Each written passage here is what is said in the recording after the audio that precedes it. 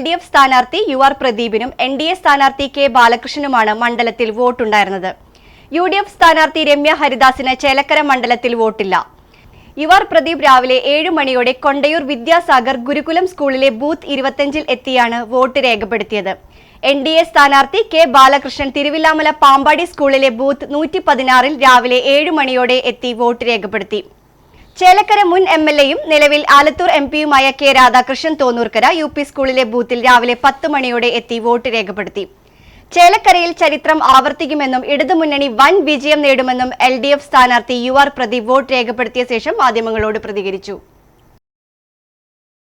നല്ല പോളിംഗ് ഉണ്ടാവും. ആ പോളിംഗ് ഇടതുപക്ഷ ജനാധിപത്യ മുന്നണിക്കുള്ള അനുകൂലമായ വിധിയെഴുത്തുണ്ടാവും എന്നാണ് ഞാൻ കരുതുന്നത്. മണ്ഡലത്തിലെ പരമാവധി ബൂത്തുകളിൽ ഓടിയെത്തി ഒന്ന് പ്രവർത്തകരെയും കാണണം, പിന്നെ പോളിംഗ് സ്റ്റേഷനിൽ ഒന്ന് കയറി നോക്കണമെന്നുണ്ട്.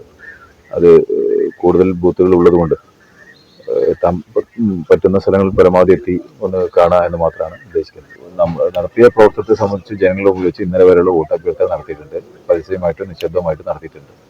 അപ്പോൾ അത് പരമാവധി ജനങ്ങൾ അത് നോക്കി വിലയിരുത്തുന്നതാണ് എൻ്റെ വിശ്വാസം. മറ്റു വിഷയങ്ങളെല്ലാം അതിന് മറുപടി കിട്ടുന്നതോടുകൂടി ജനങ്ങൾക്ക് അത് വ്യക്തത വരും.